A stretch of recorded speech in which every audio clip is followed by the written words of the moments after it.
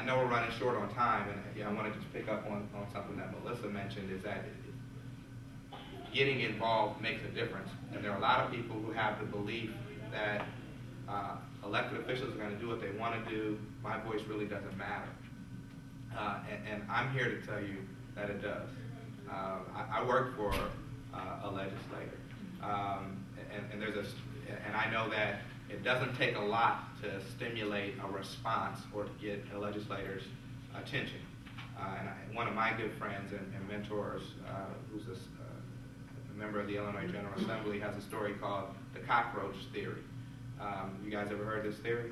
It's a theory that connects to why it's important to get involved in the legislative process. And the theory goes something like this. If you get up in the morning to make a bowl of cereal, and you go down to your kitchen cupboard and you open the door and you see a cockroach, you'll probably be concerned, but more than likely you'd kill the bug, make your bowl of cereal, and go about your day.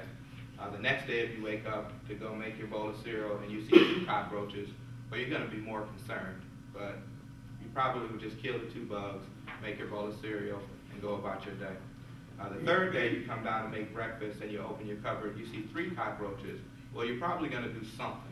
You may go to the hardware store and buy some spray. You may call an exterminator, but it's going to stimulate some kind of response. And it's not because you see 3 bugs. It's because in the back of your mind, you're thinking about all of the bugs that you don't see. And not to equate cockroaches to constituents, but it's very similar. If an elected official, Barack Obama had a line when he was a state senator, if he gets 10 pieces of mail on an issue, it's going to prompt some kind of response from him, because he knows that he's hearing from his constituents, and he also knows that these constituents also represent the views of other constituents. If you got together with 2 or 3 of your friends, or if you know 2 or 3 artists, or 2 or 3 of your board members, or 2 or 3 people in your class or your community, and you send a letter or make a call to a legislator, it's not going to take a lot of volume to get their attention. For me, that's the main message that I want you to take away from this session, is that your voice, your view matters. And you all have a mayor. You all have a state rep. You all have a state senator. And it's in their best interest to hear from you. They're going to make decisions whether you're at the table or you're not at the table. And it's important that they hear from you in order to make sure that they're making wise decisions. In terms of what to do, opportunities to partner and get engaged, we have an advocacy network of over 9,000 individuals. Through that network, we provide regular updates on issues that impact the arts, and we have an online advocacy tool where you receive action alerts, where really you can master the fine art of pajama politics. And that's where you can send an email to your governor, the president of the Senate, all from the comfort of your own home. It costs nothing to get involved, and I urge you to sign up and give us your email. Go ahead.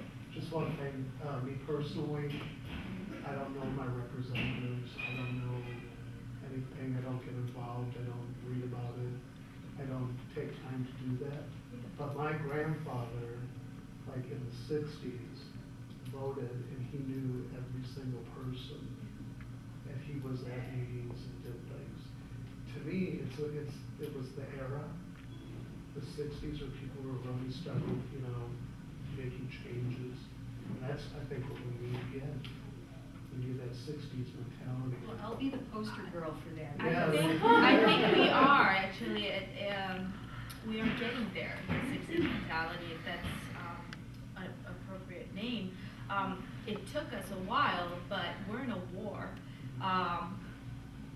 And I think that just that in and of itself, even if there weren't a political election, should definitely wake us up a little bit.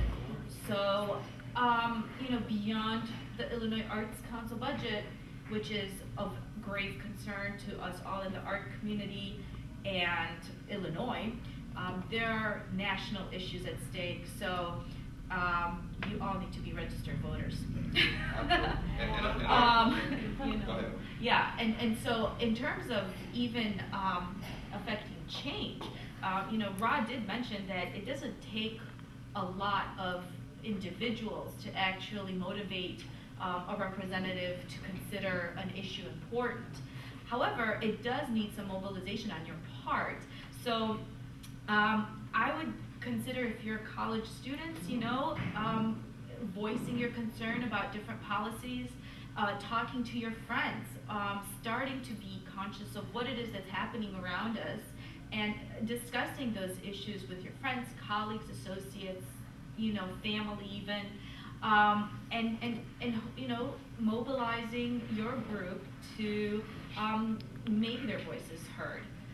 Indeed, it doesn't take a large group to raise the consciousness of these representatives, but you have to also be persistent, because even if they hear from 10 people, they might not actually have the possibility to take a specific action at that moment, because it just might not be an issue that's on the table at a certain time.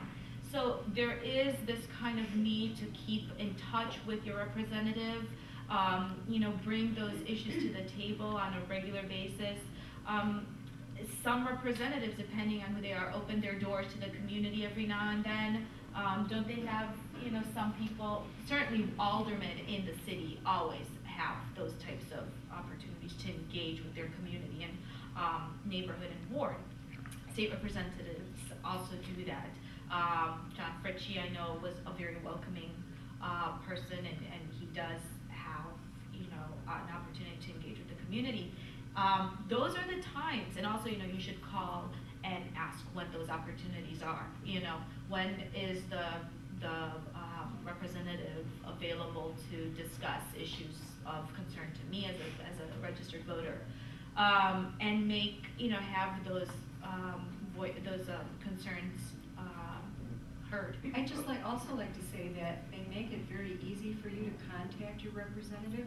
You've got choices of what paragraph you want to use, or if you want to write something completely original. Even if we're so busy, it's all written for us. All we have to do is send it.